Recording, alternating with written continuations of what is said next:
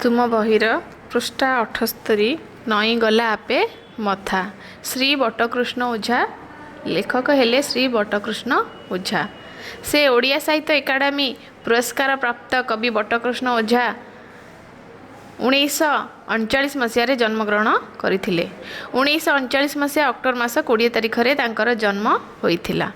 କଥା କି କୁହୁକ, ହସ ଫୁଲ, ମୋ ଗୀତ, ମୋ ଗପ, ବାଇଦ ବଜା, ମୋ କୁନି କୁନି କବିତା ଭଳି ଶିଶୁ ସାହିତ୍ୟ ପୁସ୍ତକ ରଚନା କରି ସେ ଶିଶୁମାନଙ୍କ ହୃଦୟକୁ ଜିତି ପାରିଛନ୍ତି। ଆଜି ଆମେ ତାଙ୍କର ଏତେ କବିତା ମଧ୍ୟରୁ ଆଜି ଆମେ ଗୋଟେ କବିତା ପଢ଼ିବା। ତାର ନାଁ ହେଲା ନଈଁଗଲା ଆପେ ମଥା। ସାଇକେଲଟିଏ କିଣିବ ଅନନ୍ତ, ସାଇତିଛି କିଛି ଧନ, ଏକଥା ଜାଣିଲେ ଗୋପବନ୍ଧୁ ବାବୁ ଅଥିର ହୋଇଲା ମନ। ମନ କଥା ମନେ ରଖି ଗୋପବନ୍ଧୁ କହିଲେ ଅଭାବ ଭାରି, ଟଙ୍କା ଥିଲେ ଦିଅ ଦେବି ମୁଁ ଅନନ୍ତ, ଗଲେ ଦିନ ଦୁଇ ଚାରି। ଟଙ୍କା ଥାଳି ଥୋଇଲେ ଅନନ୍ତ ଦାସେ ଆପଣଙ୍କ ପାଶେ, ହାତେ ଧରି ଥଳି ଚାହିଁଲେ ନିମିଷେ, ଦୁଃଖ ମିଶାଦର ହାସେ। ଅଳ୍ପ ହସି 4 ଦିନ ଯାଇ 4 ମାସ ଗଲା, ବରଷେ କି ଗଲା ପୁରୀ, ଗୋପବନ୍ଧୁ ବାବୁ ଦେଲେ ନାହିଁ ଟଙ୍କା, ଅନନ୍ତ ହୋଇଲେ ଝୁରି। ଦୂର ଗାଁ ବାଟ କିପରି ଯିବି ମୁଁ ଦୁଃଖରେ ବସିଲେ ଭାଳି, ବହୁତ ଦିନରୁ ଥକି ପଡ଼ିଲିଣି ପାଦରେ ମୁଁ ଚାଲି ଚାଲି। ସାଇକେଲ ଦେଲେ ସହଜ ସହଳ ବହୁତ ପାରନ୍ତି ଭୁଲି, ଟଙ୍କା ନେଇ ସେ ତ ଫେରାଇ ଦିଅନ୍ତି ମୋ କଥା କି ଗଲେ ଭୁଲି। ଭାବି ଭାବି ଦିନେ ବେଳ କାଳ ଉଣ୍ଡି କହିଲେ ମନର କଥା, ଗୋପବନ୍ଧୁ ବାବୁ ହସିଲେ ଅଳ୍ପ ତଳକୁ ନଈଁଗଲା ମଥା। ତୁମ ଟଙ୍କା କଥା ଅଛି ମୋର ମନେ, ଦେଇ ନାହିଁ ଜାଣି ଜାଣି, କଥା ଯଦି ମୋର ରଖିବ ଅନନ୍ତ, ଏଇ କ୍ଷଣି ଦେବି ଆଣି। ବରଷା ବଢ଼ିରେ ଘର ଘର ବୁଲି ଅପନ୍ତରା ବାଟ ଦେଇ, ପାଦେ ଚାଲି ଚାଲି ଭୋକିଲା ଲୋକର ଖବର ଫେରୁଛ ନେଇ। ସାଇକେଲ ହେଲେ ସଡ଼କ ବାଟରେ ସୁବିଧାରେ ଯିବ ଚାଲି, ଅଭାବ କେଉଁଠି କିପରି ଜାଣିବ କହିଲ ମନରେ ଭାଳି। ପାଣି କାଦୁଅରେ ଆଉ କି ପଶିବ ଦେଖିବ ଦୁଃଖୀର ମୁହଁ, ବରଷା ବଢ଼ିରେ କିଏ ପୋଛିଦେବ ଆକୁଳ ଆଖିର ଲୁହ। ଟଙ୍କା ନେଇଯାଅ ସାଇକେଲ କିଣା, ମନକୁ କରିଦିଅ ଦୂର, ଦୁଃଖୀ ଜନସେବା ଯେଉଁଠି କରୁଛ ସେଇ ତ ସରଗପୁର। ମଣି ମୁକୁତାର ଝଲକରୁ ବଳି ଶୁଖିଲା ଅଧରୁ ହସ, ସେ ହସରୁ ଝରେ ସରଗ ସୁଷମା ଦେବତା ହୁଅନ୍ତି ବସ। ସରମରେ ସଢ଼ି ବୁଝିଲେ ଅନନ୍ତ ତାଙ୍କର ମରମର କଥା, ଦାସେ ଆପଣଙ୍କ ଚରଣ ଯୁଗଳେ ନଈଁଗଲା ଆପେ ମଥା। ଏଠି ଶ୍ରୀ ବଟକୃଷ୍ଣ ଓଝା ଲେଖିଛନ୍ତି ଗୋପବନ୍ଧୁ ଦାସ ଓ ତାଙ୍କର ମିତ୍ର ବା ସାଙ୍ଗ ପ୍ରଚାରକ ଅନନ୍ତ ମିଶ୍ରଙ୍କ କଥା। ଗୋପବନ୍ଧୁ ହେଲେ ଜଣେ ଜନ୍ମଭୂମି ଓ ଜନନୀକୁ ଭଲ ପାଉଥିବା ବା ଅତି ସ୍ନେହ କରୁଥିବା ଆଦର କରୁଥିବା ଲୋକ। ସମସ୍ତେ ନିଜର ଜନ୍ମଭୂମିକୁ ପ୍ରାଣଠାରୁ ଅଧିକ ଭଲ ପାଆନ୍ତି। ତାର ପାଣି ପବନ ଗଛ ଲତା ସହିତ ଲୋକମାନେ ଅତି ଆପଣାର ମନେ କରନ୍ତି। ଜନ୍ମଭୂମିର ସେବା କରିବା ଆମ ସମସ୍ତଙ୍କର କର୍ତ୍ତବ୍ୟ। କିନ୍ତୁ ସ୍ୱାର୍ଥପର ମଣିଷ ସବୁବେଳେ ନିଜ ସୁବିଧା ଖୋଜେ, ବହୁ ବିପଦ ଘାତ ପ୍ରତିଘାତ ସହିତ ସଂଗ୍ରାମ କରେ। ସେ ଯେଉଁ ସୁବିଧା ଖୋଜେ ତାହା ପାଇଗଲେ ସେ ତାର ସବୁ କାମକୁ ଠିକ୍ ଭାବରେ କରିବ ବୋଲି ଭାବେ, ମାତ୍ର ଯେତେବେଳେ ସେ ଖୋଜୁଥିବା ସୁବିଧା ଟିକକ ପାଇଯାଏ ସେତେବେଳେ ସେ ତାର କର୍ତ୍ତବ୍ୟକୁ ଭୁଲିଯାଏ। ମାତ୍ର ବିଜ୍ଞ ବ୍ୟକ୍ତି ଏହି ସତ୍ୟକୁ ଭଲ ଭାବରେ ଜାଣନ୍ତି। ତାଙ୍କର କୌଣସି ନିକଟତମ ଲୋକ ଏହିପରି ସୁବିଧା ପଛରେ ଦୌଡ଼ୁଥିଲେ ସେ ତାକୁ କର୍ତ୍ତବ୍ୟ ସଚେତନ କରାଇବାକୁ ଠିକ୍ ବାଟକୁ ଆଣିଥାନ୍ତି। ଶ୍ରୀ ବଟକୃଷ୍ଣ ଓଝାଙ୍କର ଏହି ଲିଖିତ କବିତାଟି ବିଷୟରେ ଆମେ ଏବେ ପଢ଼ିବା। ଗୋପବନ୍ଧୁ ଦାସ ଥିଲେ ଜଣେ ଦୟା ପ୍ରେମର ଅବତାର ହେଲା। ସେ ତ୍ୟାଗବୀର ଲୋକ।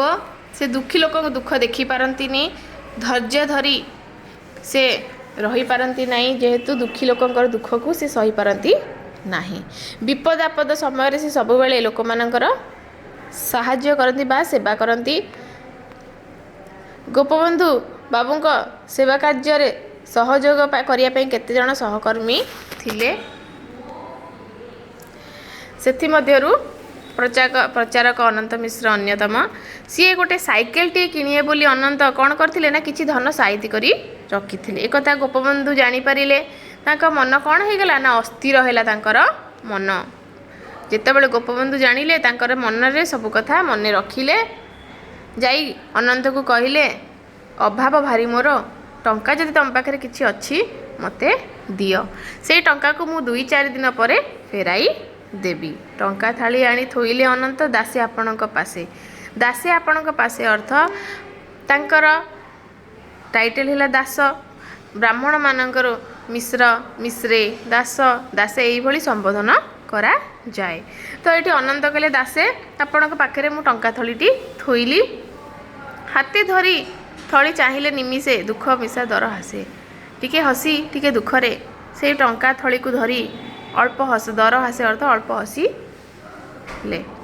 4 ଦିନ ଯାଇ ତାଙ୍କର 4 ମାସ ହୋଇଗଲା। ବର୍ଷ ମଧ୍ୟ ପୁରିଗଲା। ଗୋପବନ୍ଧୁ ସେ ଟଙ୍କାକୁ ଦେଲେ ନାହିଁ। ଅନନ୍ତ ମନେ ପକେଇ ପକେଇ ସ୍ମରଣ କଲେ ବା ଝୁରି ଅର୍ଥ ସ୍ମରଣ କଲେ।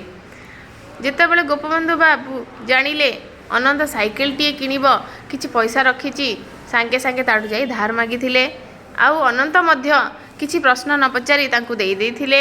ଗୋପବନ୍ଧୁ ବାବୁ କହିଲେ ମୁଁ 2-4 ଦିନରେ ଫେରାଇ ଦେବି।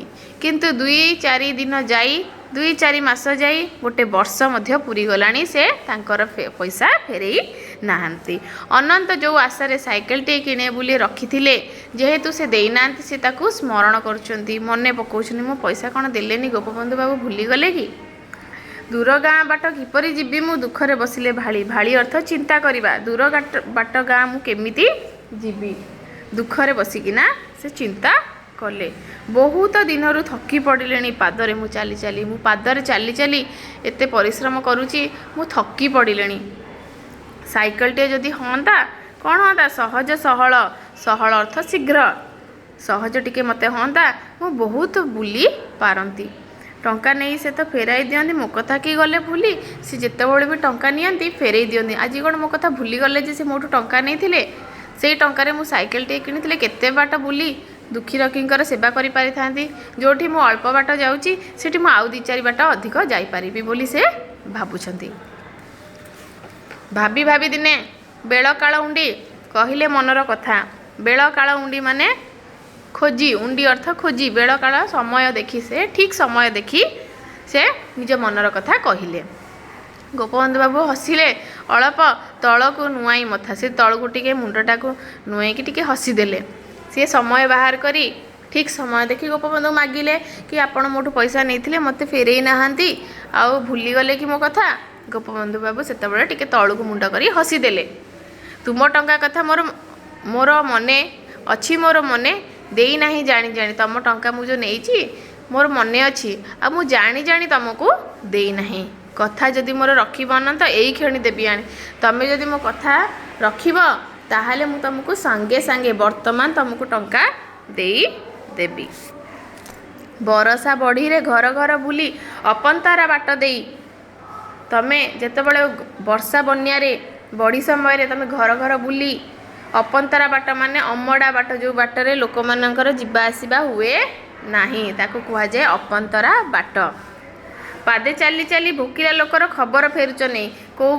କାହା ଘରେ କ'ଣ ଅସୁବିଧା ହେଇଛି, କାହା ଘରେ ଖାଇବାକୁ ଅଛି, କାହା ଘରେ ଖାଇବାକୁ ନାହିଁ, କିଏ କେଉଁ ଅବସ୍ଥାରେ ଅଛି, ତମେ ଯେକୌଣସି ବାଟ ହେଉନା କାହିଁ ତମେ ଚାଲି ଚାଲି ଯାଇ ସେମାନଙ୍କର କଥା ବୁଝୁଛ। କିନ୍ତୁ ଯଦି ତମେ ସାଇକେଲ ଗୋଟେ କିଣିବ, ତମେ କେଉଁ ବାଟେ ଯିବ ନା ରାସ୍ତାରେ ଯିବ। ସାଇକେଲ ହେଲେ ସଡ଼କ ବାଟରେ ସୁବିଧାରେ ଯିବ ଚାଲି। ତମକୁ ଯେଉଁ ବାଟେ ସୁବିଧା, ତମ ସାଇକେଲଟା କେଉଁ ବାଟେ ଗଲେ ସୁବିଧା ହେବ, ତମେ ସେଇଟା ଦେଖିବ। ଅଭାବ କେଉଁଠି କିପରି ଜାଣିବ କହିଲ ମନରେ ଭାଳି। ସେ ତାଙ୍କୁ କହିଲେ ଅଭାବଟା କେଉଁଠି ଅଛି ତମେ କେମିତି ଜାଣିପାରିବ? କିଏ କହିଲେ? ଗୋପବନ୍ଧୁ କହିଲେ ତମେ କେବେ ଜାଣିପାରିବ ନାହିଁ। ଆମେ ଏମିତି ବର୍ଷା କାଦୁଅ ବାଟ ଦେଇ ଆମେ ଯାଉଛେ, ଲୋକମାନଙ୍କର କଥା ବୁଝୁଛେ, କିନ୍ତୁ ଯଦି ଆମେ ସାଇକେଲଟିଏ ତମେ ଚଢ଼ିବ, ତାହେଲେ ତମେ ରାସ୍ତାରେ ଯିବ। ତମେ କେବେ କାଦୁଅ ବା ଅମଡ଼ା ବାଟରେ ବା ଅପନ୍ତରା ବାଟରେ ତମେ ଯିବ ନାହିଁ। ପାଣି କାଦୁଅରେ ଆଉ କି ପଶିବ ଦେଖିବ ଦୁଃଖୀର ମୁହଁ? ତମେ କ'ଣ ଆଉ ପାଣି କାଦୁଅରେ ପଶିକି ସାଇକେଲକୁ ନେଇକି ଯିବ କି? ନାହିଁ। ତମେ କ'ଣ ଦୁଃଖୀ ଲୋକଙ୍କର ମୁହଁ ଦେଖିପାରିବ କି? ନାହିଁ। ବରଷା ବଢ଼ିରେ କିଏ ପୋଛିଦେବ ଆକୁଳ ଆଖିର ଲୁହ? ଦୁଃଖୀ ଲୋକଙ୍କର ଲୁହ କିଏ ପୋଛିଦେବ? ଯାହାର ଅଭାବ, ଯିଏ ଅସୁବିଧାରେ ଥିବ, ସେମାନଙ୍କର ମୁହଁରେ ସୁଖ ଟିକେ କିଏ ଦେବ? ତାଙ୍କ ଆଖିର ଲୁହ କିଏ ପୋଛି ଦେବ? ଟଙ୍କା ନେଇଯାଅ, ସାଇକେଲ କିଣା ମନୁ କରିଦିଅ ଦୂର। ଦୁଃଖୀ ଜନସେବା ଯେଉଁଠି କରୁଛ, ସେଇ ତ ସରଗପୁର। ଟଙ୍କା ତମେ ନିଅ, କିନ୍ତୁ ସାଇକେଲ କିଣିବ ବୋଲି ମନ ଭିତରୁ ଦୂର କରିଦିଅ। साइकेल किणिले तमे आ दुखी रखींकर सेवा करि परिबो नाही सेथिलागी मु टंका दउची तमे नियो किंतु साइकेल किणिबो बोली ताकू भूली जाओ। दुखी जन सेवा जोठी करुच से तो स्वर्गपुर जोठी तमे दुखी अंकिकर सेवा करुच से स्वर्गपुर से तो आम स्वर्गपुर। मणिमुकुतार झलकरू बड़ी सुखिला अधरू हस मणिमुक्ता जमती झलकी पड़े बा तार जो चमक सेमिति आम सुखिला अधरू हस सुखिला अध है ओठ ओठर आम हस आम लोक मानू देउछु से हसरु झरे स्वर्ग सुषमा से जो से माने हसंती स्वर्गर सौंदर्य भाई आमको लगे देवता हुअती बस से समय देवता मध्य आम अधीन हुअती जितेबाला आम दुखी रखींकर सेवा करूँ ठाकुर मध्य खुशी हुअती आम जदि दुखी मुहरे हस फुटाई पारू ताहा मणिमुक्तार सौंदर्य मध्य जेमिति बा स्वर्गपुरर सौंदर्य जेमिति ता सहित सामान एठी करा जाइछि। सरमरे सड़ी बुझिले अनंत तांक मरमर कथा सरमरे माने लाजरे से सड़ी गले बुझिले अनंत से बुझी पारिले गोपबंधु कौन पाई तांको टंका फेरऊ नथिले मरम अर्थ हृदय तांक मनर कथा बा हृदयर कथा से बुझी पारे निजे लाजेई गले बा तांको लाज लागिला। दासे आपणक चरण जुगले नई गला आपे मथा दासे गोपबंधु दास को जाइछि से कहले आपणकर कथारे मोर मथा नई गला आपणक चरण दुईटी जुगले अर्थ जोड़ा बा दुईटी आपणक पाद दुईटी रे मोर मथा नई गला।